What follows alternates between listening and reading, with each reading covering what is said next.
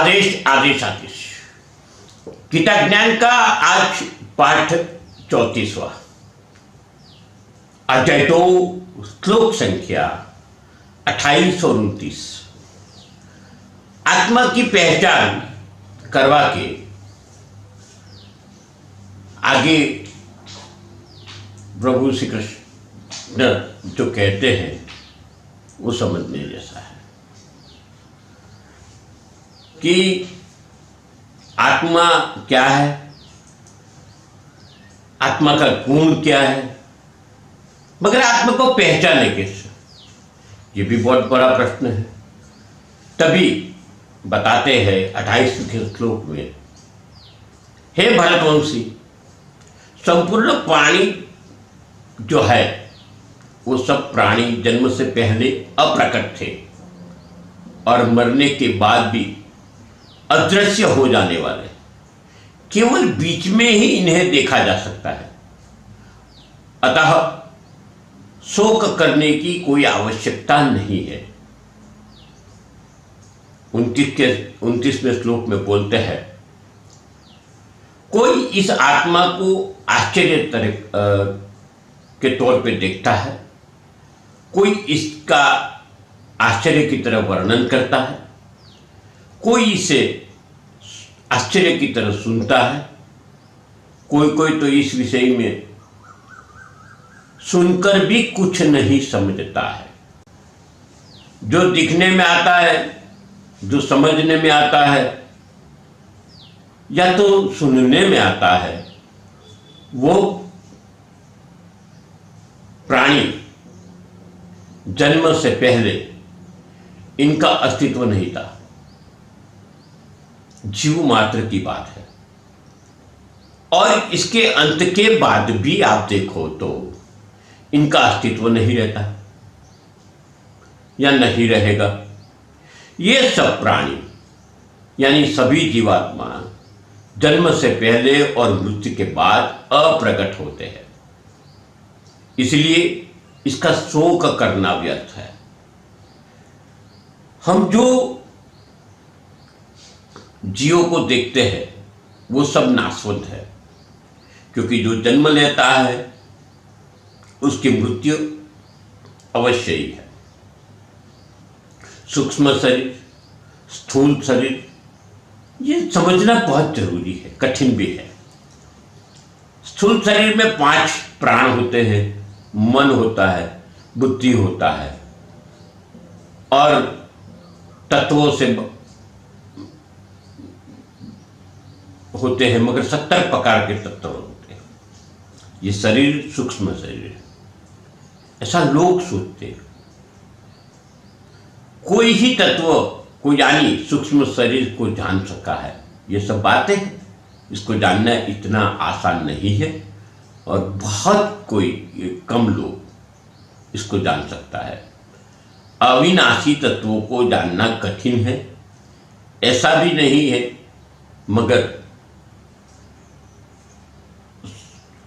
समझ रूप में खुद को जानना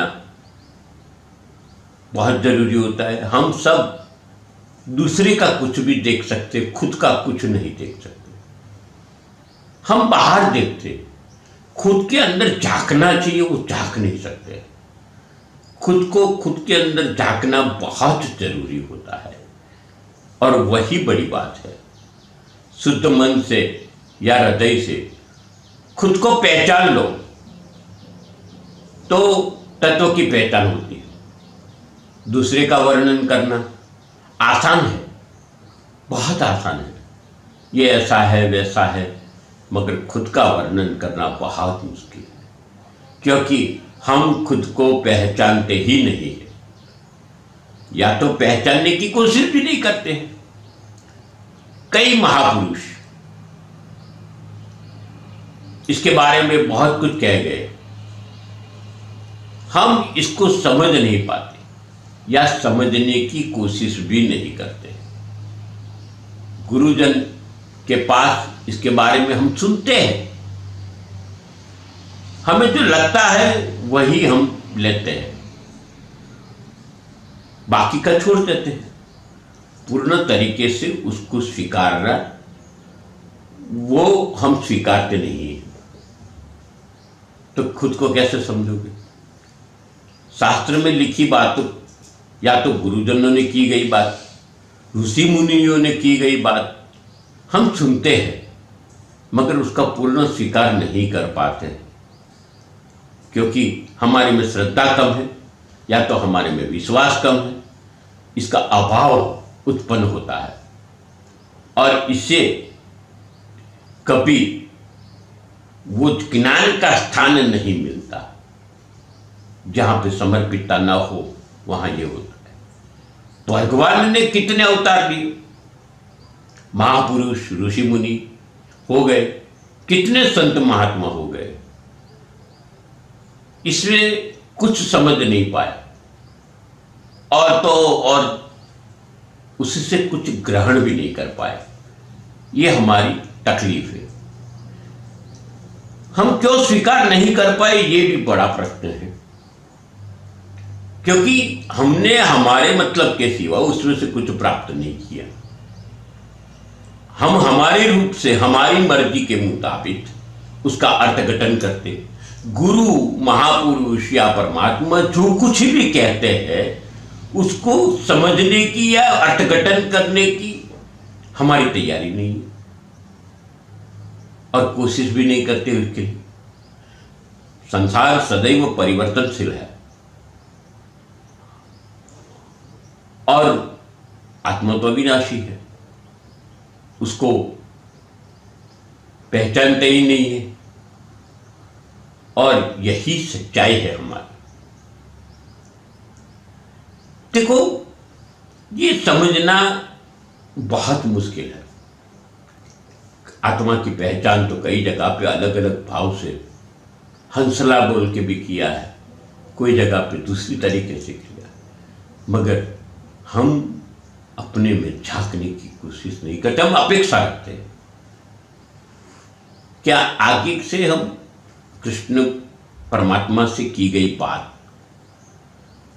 कुछ समझने की कोशिश करें। यही कि खुद को पहचानो, खुद को पहचानो बहुत जरूरी है। ये मुक्ता आगे के श्लोक में और ज्ञान की बात इसी श्रृंखला में चलती रहेगी, क्योंकि ये हमेशा बोलता हूं अध्याय तो बहुत महत्वपूर्ण है। इसमें आत्मा की पहचान की बात लिखी है। ये चैनल को आप सब्सक्राइब करिए, लाइक करिए, ये वीडियो को शेयर करिए। सनातन की बात है, अविनाशी की बात है, वो लोगों तक पहुंचाइए, ये जरूरी है। आपका सहकार ही हमारे लिए एक उत्तम प्रकार की सहयोग की अपेक्षा होती है और यही सहयोग है हमसे। आप हमसे जुड़े रहिए। अस्तु शुभम भवतु। परमात्मा श्री कृष्ण आपके जीवन में धन्यता भर देवे।